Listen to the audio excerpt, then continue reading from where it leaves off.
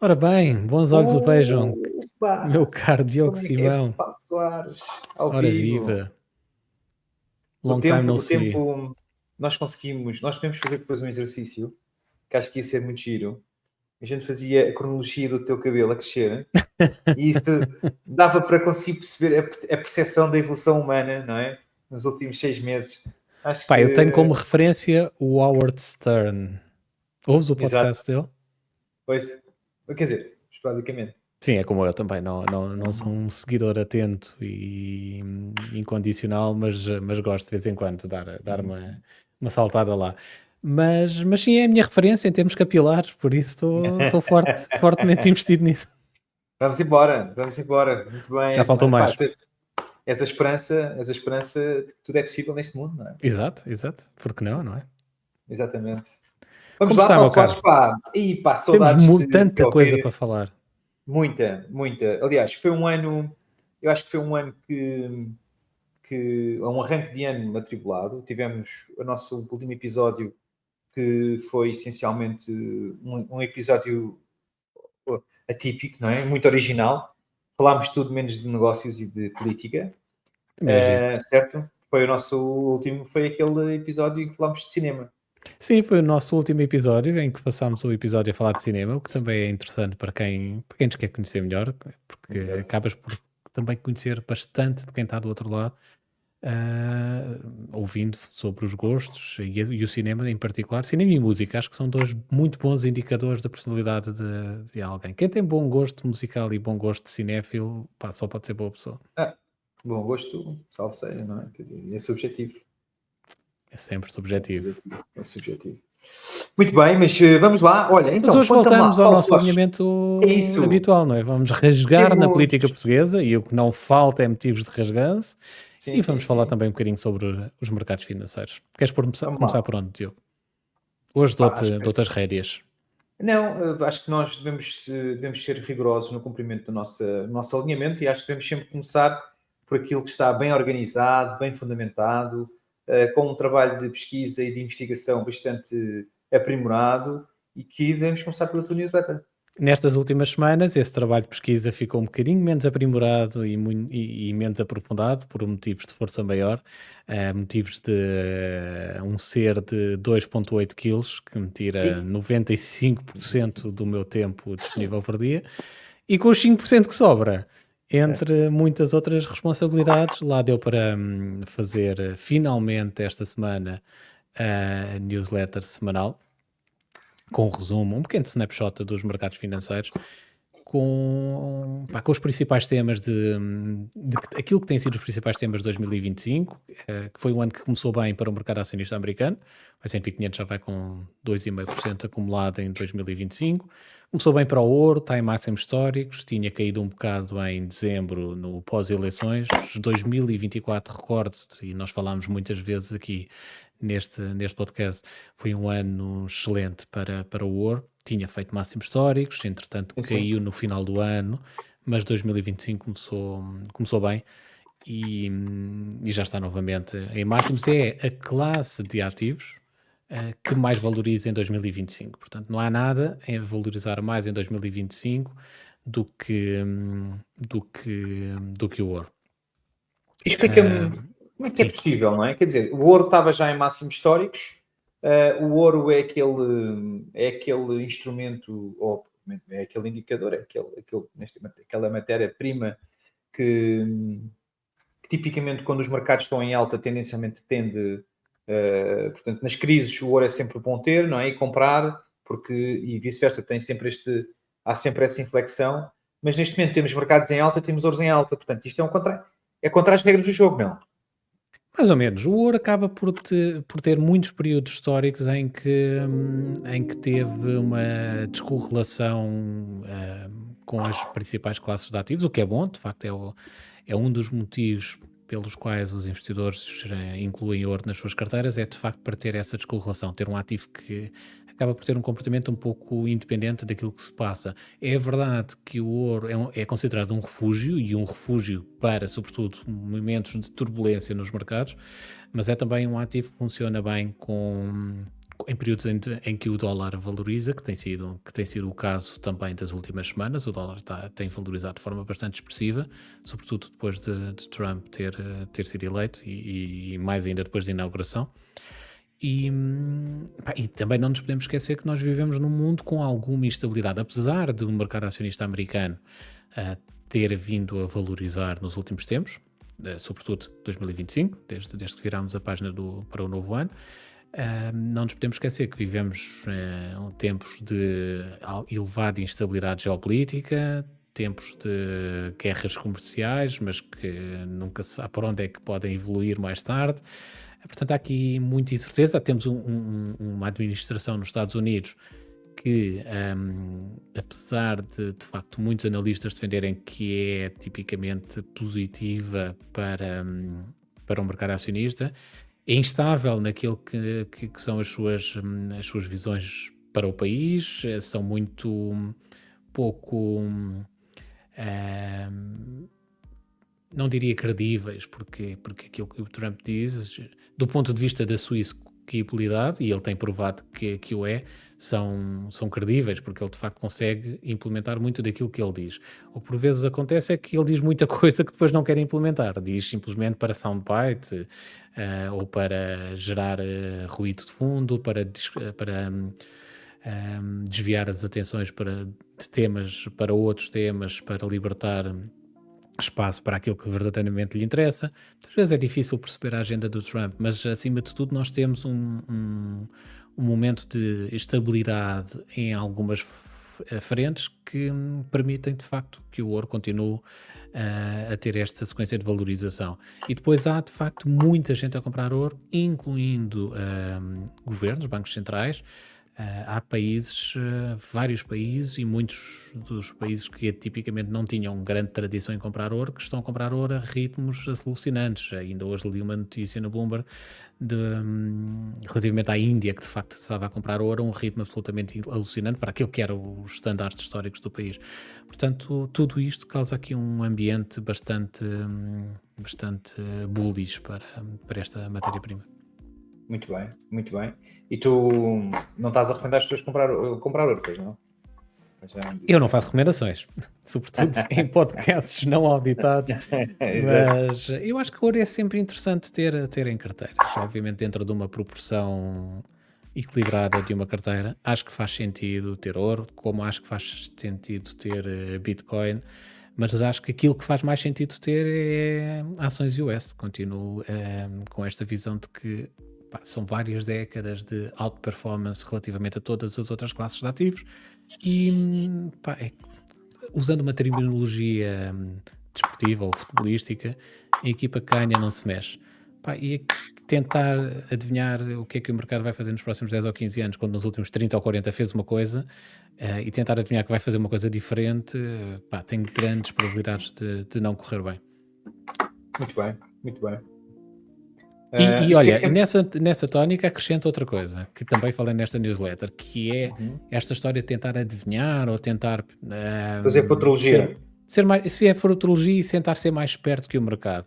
E eu lembro-me que o ano passado, no último ano e meio, 2 anos, muita gente me perguntava, mas porquê é que hei de investir no S&P 500 se posso investir em meia dúzia de ações, as famosas 7 magníficas, Nvidia, Microsoft, Apple, Amazon e por aí fora, que estão sempre a valorizar, e a valorizar muito acima do índice, e em vez de ter um índice de 500 empresas, tenho aqui 6 ou 7 e está feito. Pois as 7 magníficas neste ano estão negativas, não todas, mas quase todas, e o setor tecnológico é o setor com a pior performance dos 11 setores do S&P 500.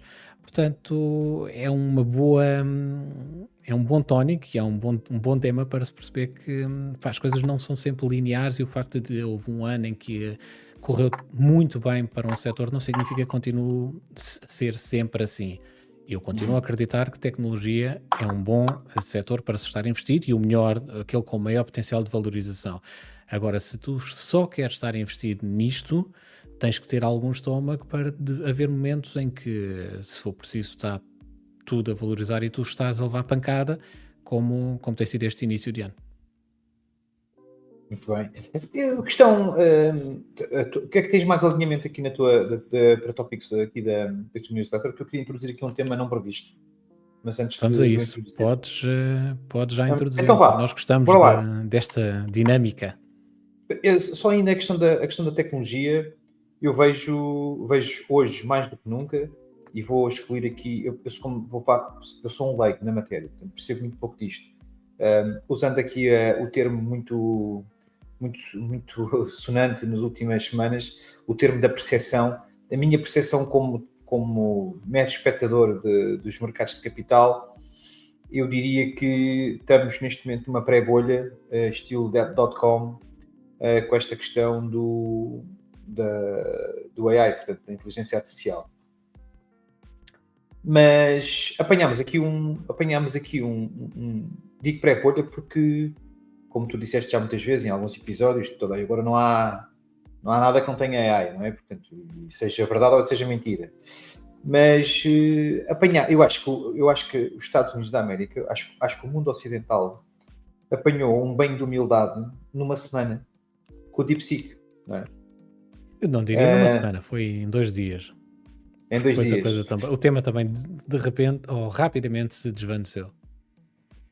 Quer dizer, sim, desvaneceu na perspectiva de que eu acho que o mundo ocidental não, isto é como tudo, não é? Não quis também fazer notícia porque isto depois é uma coisa gera a outra, não é? Claro. Mas acho que apanhamos aqui um banho de humildade na perspectiva daquilo que é, como é que se fazem as coisas, que é do ponto de vista de como é que pronto, quer dizer, aquilo é uma ditadura, não é? Porque aquilo é feito a toque de um maestro só.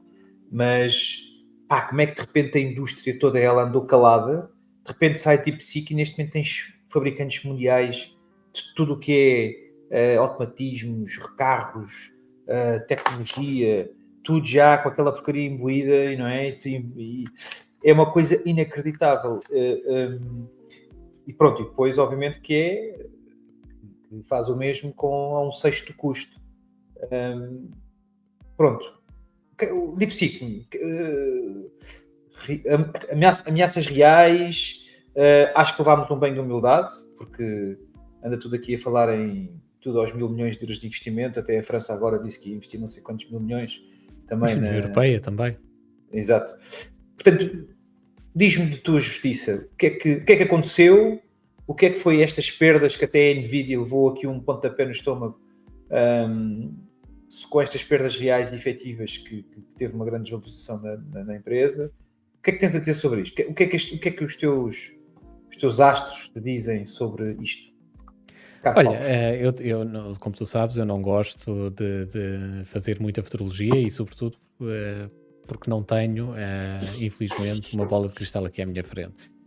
O que te posso dizer sobre este tema é que é natural que o mercado arrefeça o entusiasmo com a AI, porque fruto daquilo que veio de trás, não é? Nós não nos podemos esquecer das valorizações absolutamente estratosféricas, e fomos dando nota delas aqui no nosso podcast, que este segmento de mercado e que as empresas, sobretudo com maior exposição à AI, tiveram nos últimos anos. Portanto, é normal que haja um momento em que a expectativa fique tão lá em cima, e o ponto fulcral é aqui, tem muito a ver com a expectativa futura do retorno destas empresas, mais do que quaisquer problemas de rendibilidade ou de modelo de negócio, porque qualquer uma destas empresas, e a Nvidia em particular, continua a gerar uma quantidade absurda de dinheiro.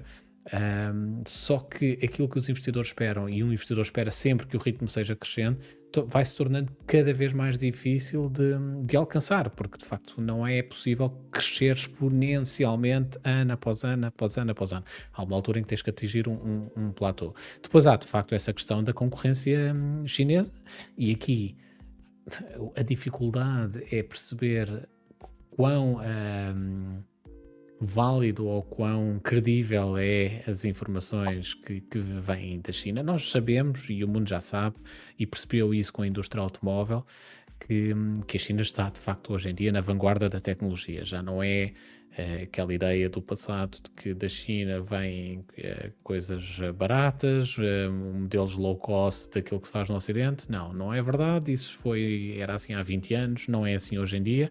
A indústria automóvel chinesa foi, de facto, esse murro no estômago que tu falas na AI, eu até diria que aconteceu sobretudo até na indústria automóvel.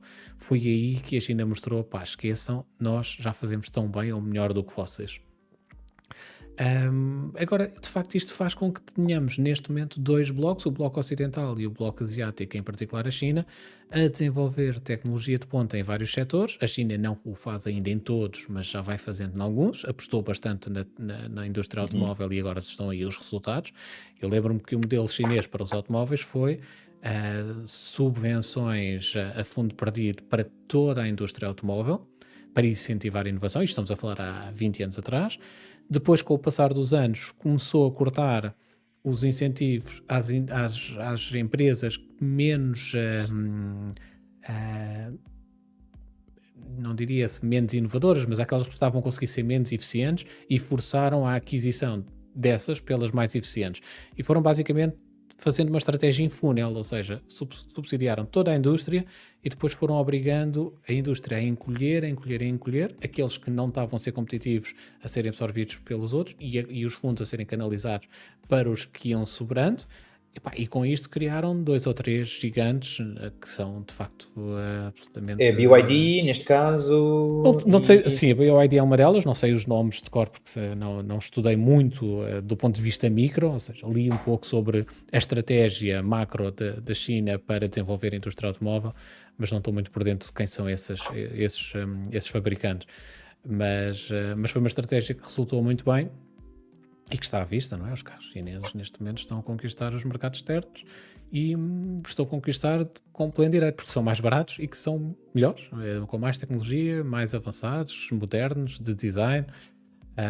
E naquilo que tem a ver com a inteligência artificial, acredito que de facto também haja neste momento um investimento fortíssimo estatal no desenvolvimento de projetos da AI e que muito em breve se calhar vai-se perceber realmente que a capacidade da China já ultrapassa aquilo que é a capacidade dos Estados Unidos. Agora, não vai... Estas transições ou estas mudanças de paradigma não acontecem de um ano para o outro, ou seja, mesmo que a China já esteja nessa vanguarda da tecnologia, não será de um ano para o outro que de repente as empresas chinesas passam a dominar o mundo e são as chinesas as novas Amazon, a nova Nvidia, a nova Apple. Isso não acontece de um dia para o outro, até por questões culturais. Muito bem. Então, diz-me uma coisa... não consegui perceber foi o motivo de, ok, falaste da Nvidia ter afundado, mas porque é que um DeepSeek afundou a bolsa americana, objetivamente, para além da Nvidia neste caso? Porque há a expectativa que de facto haja concorrentes a entrar neste mercado com muito menor necessidade de capital para desenvolver projetos com igual valor. Ou seja, aquilo que é neste momento os investimentos em AI nas empresas americanas, que são austrias, não é? Estamos a falar de volumes estratosféricos de capital e de repente aparece uma empresa chinesa que diz que está a fazer o mesmo, ou melhor, até advoga que faz melhor, com uma fração do custo. Obviamente que isto coloca em xeque o desenvolvimento futuro dos projetos da AI das empresas americanas. Agora, está por confirmar se as coisas são mesmo assim, não é? Pois, ok, muito bem. Certo, desculpa aqui esta pergunta. Ora essa, então, estamos aqui mesmo para isso, para debater assuntos. Muito bem, muito bem. E da tua newsletter temos mais algum tema pendente?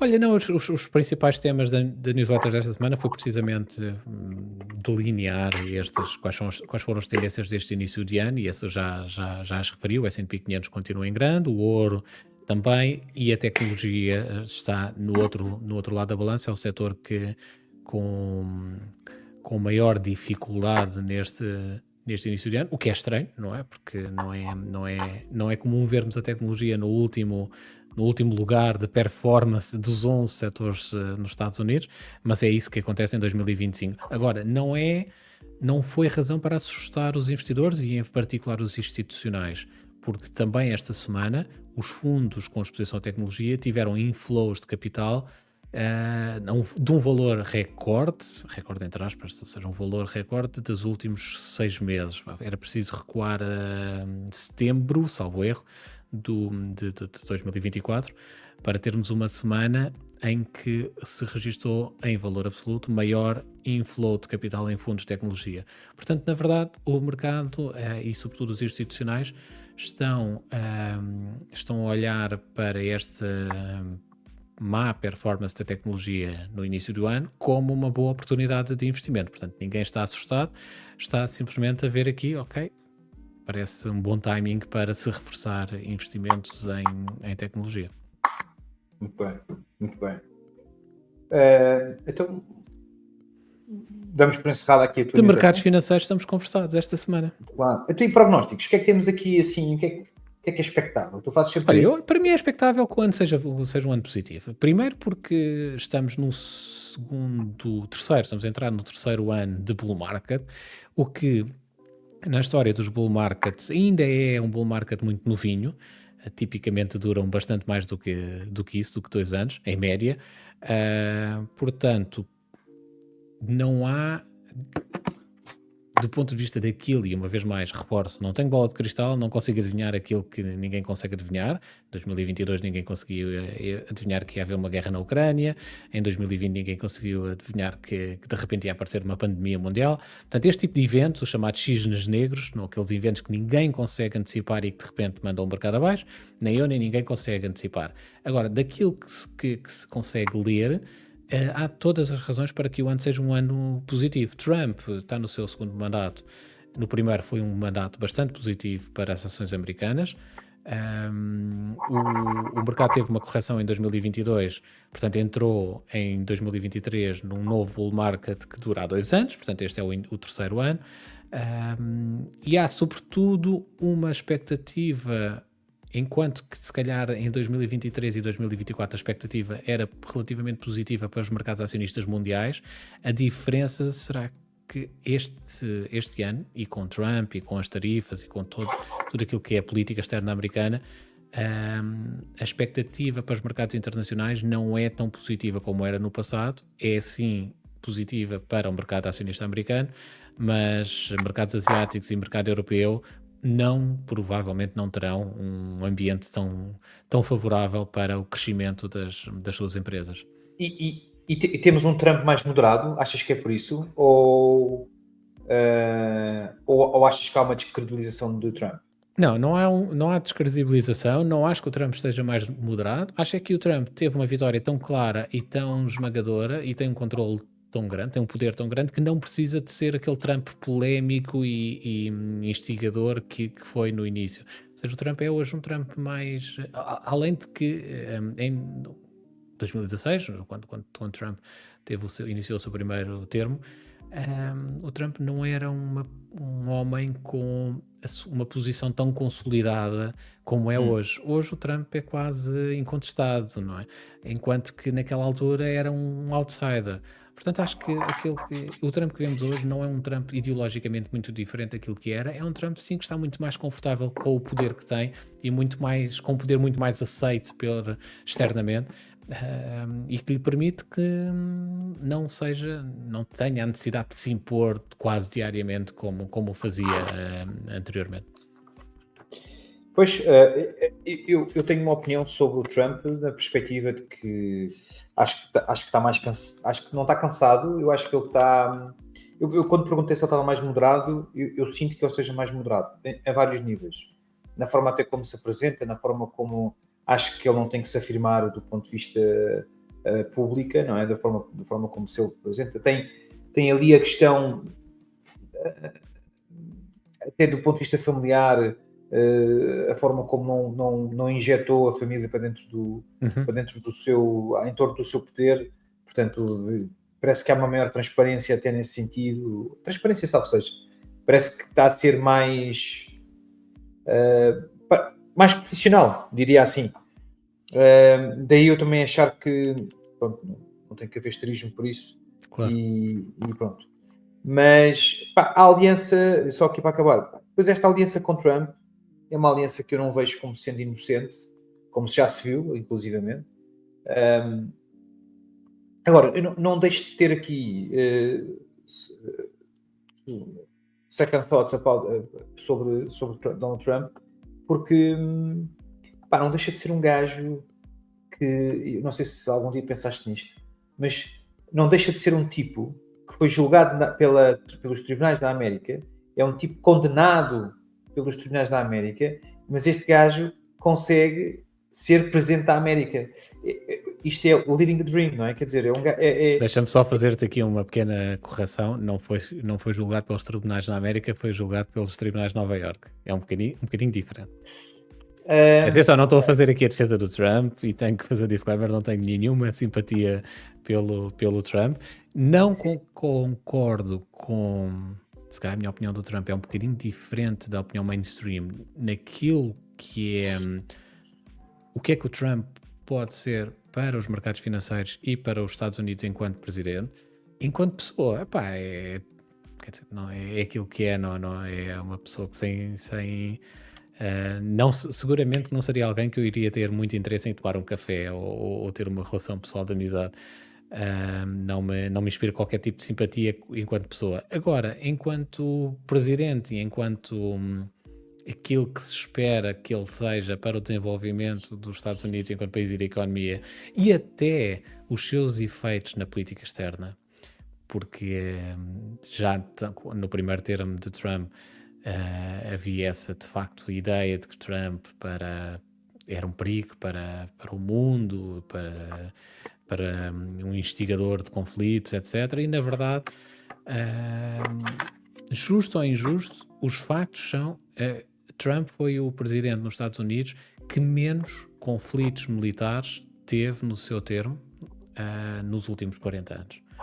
Isto é um facto. Agora, se foi coincidência, se foi apesar de tudo, apesar de ele ter bem tentado, mas não ter conseguido, não vou entrar por aí, não vou discutir o porquê, mas o facto foi o presidente menos belicista em 40 anos nos Estados Unidos. Teve, certo, mas teve ali 2 anos de amnistia que foi o Covid, não é? Pronto, é assim, eles podem ter muitas atenuantes. Aquilo que eu te estou a dizer são apenas os factos. Vamos, o Covid não foi com o Trump, o Covid já foi com o Biden. Não foi nada, pá. Então não foi. Ele não dizia para a malta se injetar com lexívia. Sim, mas não era ele que estava na presidência. Então, ele foi o Trump eleito teve em 16, 16-20 e depois Biden teve 20-24. 6-20, aquilo foi em... Covid foi em março de 20. Ok, é possível que ele tenha apanhado... Aliás, nem sei se não foi em janeiro de... Mas vamos pedir ajuda à internet, é por isso que ela serve. Eu tenho ideia que sim, pá. Até estava lá o tipo da... Não é o Fibonacci? Ele apanhou o Biden foi inaugurado em 20 de janeiro de 2021, portanto o Trump apanhou... apanhou o ano 2020, mas para sermos justos, quer dizer, estamos a falar de 9 meses do mandato do Trump, não é? Dos 4 anos. Portanto, apanhou aquela ponta final do Covid. E se calhar mais Covid apanhou o Biden, não é? Porque apanhou mais tempo, se calhar, de lockdown, e ainda assim teve envolvido em mais conflitos militares do que o Trump no mandato 16-20.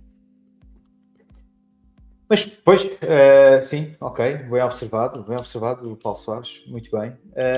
Mas vamos fazer aqui o turnover do assunto, vamos para a política interna, não? Sim, despachamos a política americana e vamos rasgar na política interna. Temos imenso para... Não podemos ficar aqui o resto da noite, mas tínhamos material para isso. Tu não tínhamos. Mas também já foi bastante explorado, eu acho que a maior parte de quem nos ouve se calhar já está cansado deste tema. Não, acho que eu nunca vou ficar cansado de bater na Marina Mortágua.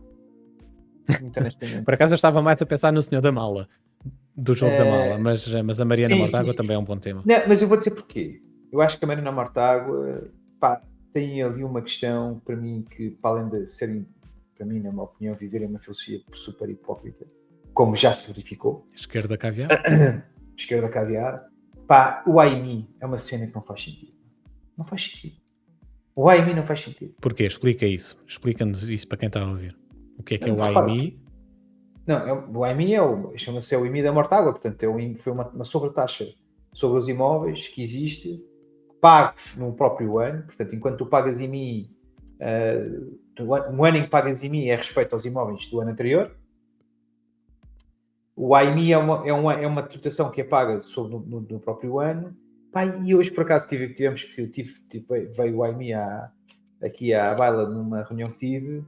Pá, e pus-me a pensar, porque é que pagamos IMI e pagamos IMI? Quer dizer, porque é que com um conjunto de pressupostos de que há uma título particular, acima de X por X euros, X mil euros, tu és obrigado a pagar uma sobretaxa de imposto, do imposto sobre os imóveis. Certo. Epá, não faz sentido. Quer dizer, porque é que estamos a sobretaxar uma coisa que já tem uma taxa para ela designada? Que é tão absurdo, porque por um conjunto de critérios e condições havia a necessidade de se fazer essa sobretaxa. E isto foi uma proposta de lei por parte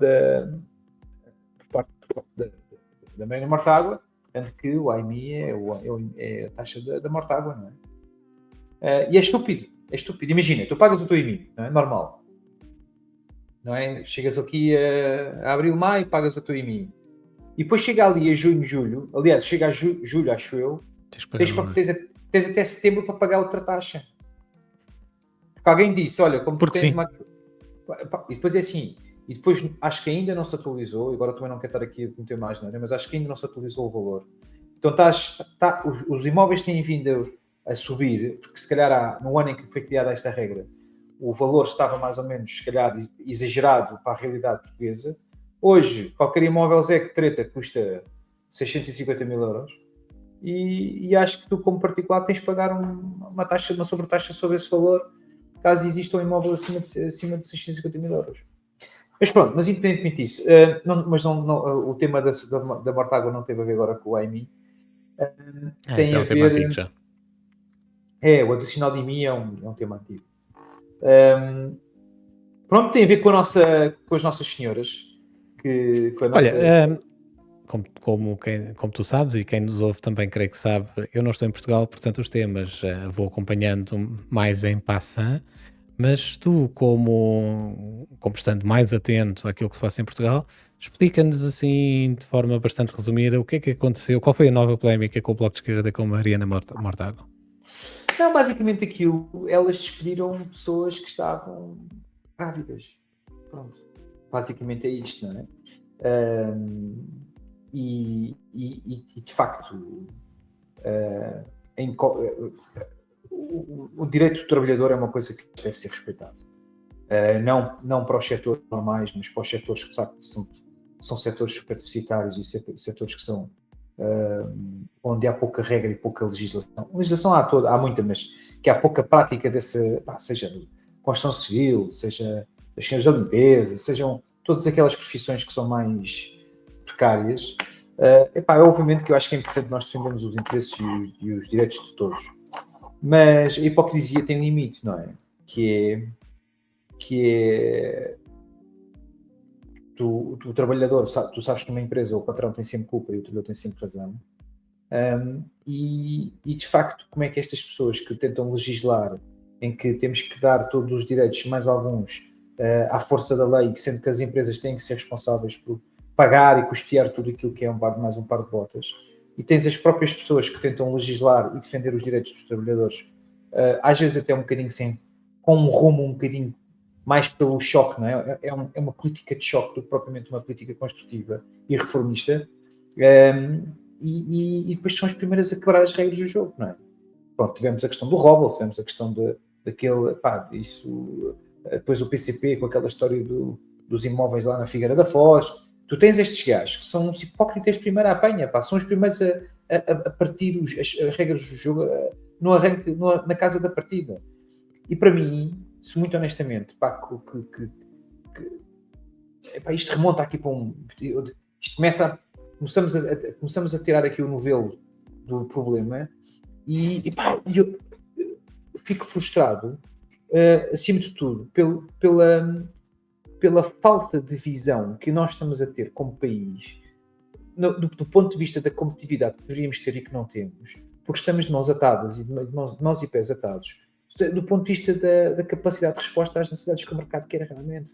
Neste momento nós estamos muito preocupados em sobretaxar tudo e mais um par de botas, não é? do que ao invés de estarmos preocupados em conseguirmos pensar como é que a gente pode estar daqui a 10 anos e sermos competitivos como os chacanas dos chineses fazem. Desculpem lá nada, não estou a ser aqui xenófobo, mas como os chineses fazem muito bem, como tu disseste há pouco. Não podemos é dar como exemplo o mercado imobiliário na China, porque esse, meu Deus. Não, está em colapso, mas o que eu estou a dizer é o ponto de vista de apostar daqui a 10 anos e fazer apostas para daqui a 10 Claro, anos. tem visão estratégica, basicamente. Mas isso nunca vai acontecer enquanto tiveres um país governado em ciclos em que cada um faz o oposto do outro que vem a seguir, portanto. É rasgar e fazer. Mas é isso mesmo, tu estás constantemente a fazer, tu estás a gerir sempre com políticas ultra curtas, com visões ultra. Pá, temos esta questão do aeroporto, ao que parece está a sair aqui do tema, não é? Está a sair da mesa da secretária. Pá, mas depois, em bom rigor, estamos em autogestão. O que é que houve mais reformista desde que o Montenegro entrou aqui? Pá, quer dizer, estou felicíssimo porque temos alguém. Começámos na Mariana Mortágua, já estamos no aeroporto de Montenegro. Desculpa, desviei porque de facto são estes partidos que, para mim, que são partidos que olham para o umbigo e depois têm estas faltas de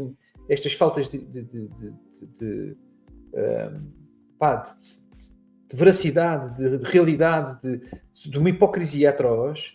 Pá, e por isso é que também começam cada vez mais a ter menos representatividade, não é? Mas sabes o que é que eu achei piada nesse tema da Mortágua e dos despedimentos das grávidas?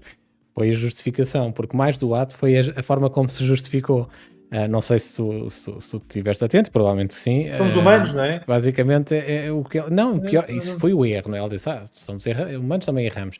Mas a justificação inicial foi para o porquê terem que despedir essas funcionárias, foi porque, de facto, fruto do resultado eleitoral muito mau que o Bloco de Esquerda teve e um corte significativo dos apoios do Estado, tiveram que cortar em gastos, portanto, tiveram que cortar recursos e foram obrigados a despedir colaboradores. Portanto, basicamente, o Bloco de Esquerda e a Mariana Mortágua justificou ter despedido trabalhadores com o argumento com que qualquer empresa despede colaboradores mesmo. E o argumento que a esquerda, e em particular a Mariana Mortágua, passa a vida a argumentar contra. Portanto, e utilizaram exatamente o mesmo argumento, que é, tivemos custos acrescidos, ou de repente tivemos receitas que caíram a pique e não tínhamos como pagar salários e tivemos de despedir.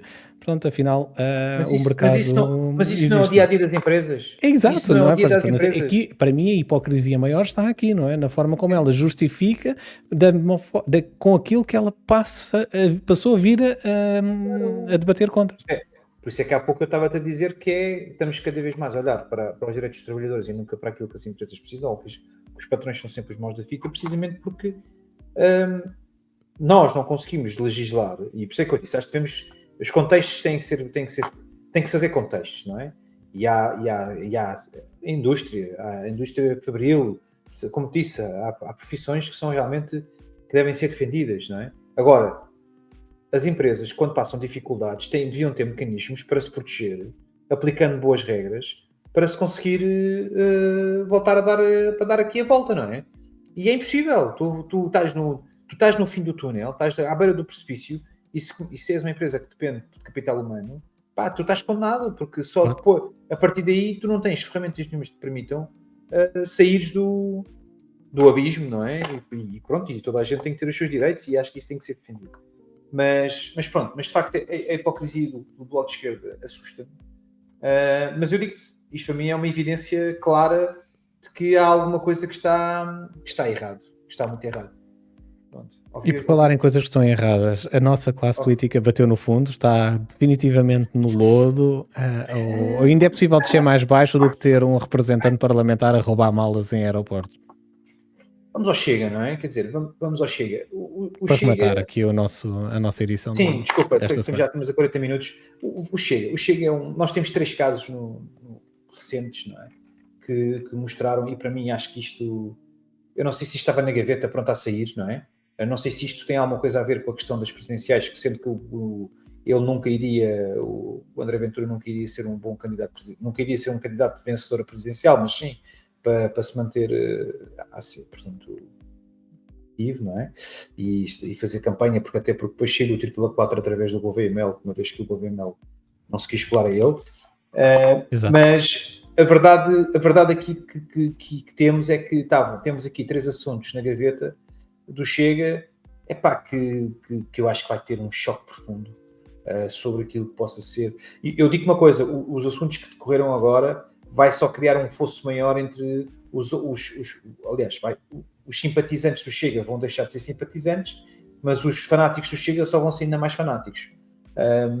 Pronto, mas temos de facto aqui um momento muito frágil em relação ao Chega, com Miguel Arruda, de facto, que é inacreditável, que entretanto agora, não sendo deputado não eleito,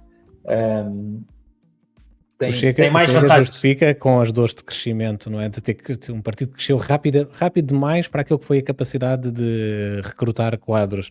Achas que é só isso?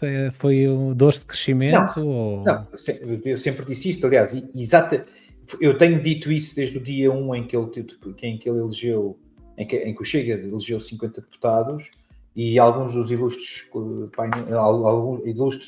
senhores que estão naquele painel de deputados, há nomes e caras ali que claramente que são tachos, oportunidades, e que de facto não se conseguiu fazer um verdadeiro escrutínio. É impossível. Continuamos a ter um Chega, na minha opinião, que é um partido de um só homem. Não há ninguém, a não ser, atenção, e aqui faço revelações muito quentes, mas que... Inside information? Não. Isto é inside information aos nossos olhos, não é? Que está à nossa frente.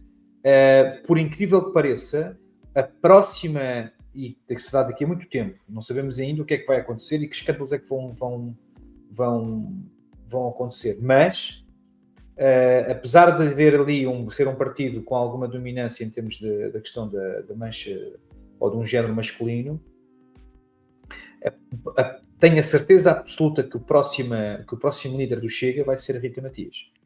Muita atenção a essa. Tem crescido a uma velocidade absolutamente incrível. Esquece. Passou de meninazinha de 24 aninhos ali, ou de 25 aninhos. Tem talento e apesar, nós temos que reconhecer que, apesar do Chega ser conotado com um determinado tipo de pessoas, é preciso reconhecer que é uma rapariga inteligente, bastante bem formada no sentido académico do termo, portanto é uma estudiosa da política.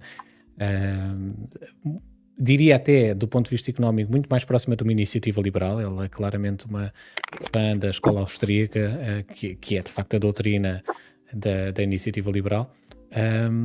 Mas sim, é alguém que tem de facto bastantes qualidades. É um dos bons nomes, dos nomes sólidos do nosso Parlamento. É sim, senhora. Mas isto para dizer que o Chega de facto tem a questão do Miguel Arruda, que é um sério problema. É um problema sério problema no sentido. Não, mentira. É um problema divertido, não é um sério problema. Esse é o problema divertido do Chega, que de facto, como é que alguém se põe numa posição destas? Depois temos um assunto que eu acho que não é um assunto, mas que é o gajo do Ocol, que é o José Paulo Sousa. Acho que não tem. Uma estupidez, quer dizer, os deputados têm responsabilidade, isso não devia acontecer, mas e depois tens o Nuno Pardal Ribeiro, que aí sim é um tema que é um tema que é sério, é muito sério, e depois é um bocado no melhor pano cai a nódoa, que é tudo aquilo que é a bandeira do Chega, acaba por acontecer num elemento do Chega, e portanto esta questão da prostituição e de ser um puto de 15 anos e não sei o quê, isto além de ser nojento, é assustador. E pronto, e acho que isto deixa de facto uma herança muito difícil de se descozer dentro do Chega, e que eu penso que os partidos vão usar isto com toda a força. Sim, o meu problema e a minha preocupação é que de facto o eleitorado do Chega seja aquele, como tu dizias há pouco e bem, seja um eleitorado fanático, daquele tipo de eleitorado que um pouco à imagem do eleitorado de Trump, que é faça ele o que ele fizer, diga ele o que ele disser, as pessoas dizem, quer lá saber, voto na mesma. E eu acho que o Chega tem muito disto também na sua base eleitoral, aquela malta que, estes casos, opá, está bem isso, mas isso não foi. Se fosse o André Ventura, as coisas, se calhar seria diferente. Pá, sendo um gajo, outro gajo qualquer do partido, as pessoas pá, ignoram, embrulham, mandam fora e seguem a sua vida. Enquanto nada beliscar o André Ventura. Sim, eu vou dizer uma coisa. Eu tenho assistido, estou atento, sou uma pessoa que consome alguma informação de todo, quer dizer, informação do Bloco de Esquerda e do PCP não consumo, mas tenho assistido de facto a um legado, a um fanatismo de malta muito jovem, malta com 20 anos, malta que ainda está a ter a primeira penugem na cara e que fala de patriotismo descompensado. E isso pá, é malta de 20 anos. E isso assusta-me. E atenção, tu tens hoje em dia cada vez mais miúdos a aparecer nas redes sociais e nos podcasts e afins com esta narrativa que é assustador. Que são miúdos, se calhar, pá, info-excluídos, não faço ideia, são socialmente, se calhar, rejeitados. Não entendo, não sei se há um padrão, mas de facto o Chega é um partido que é o partido que é, mas lá está a fazer um varrimento da esquerda para a direita do ponto de vista de eleitorado sem critério, que é novos, velhos, meninos, meninas, homens, mulheres.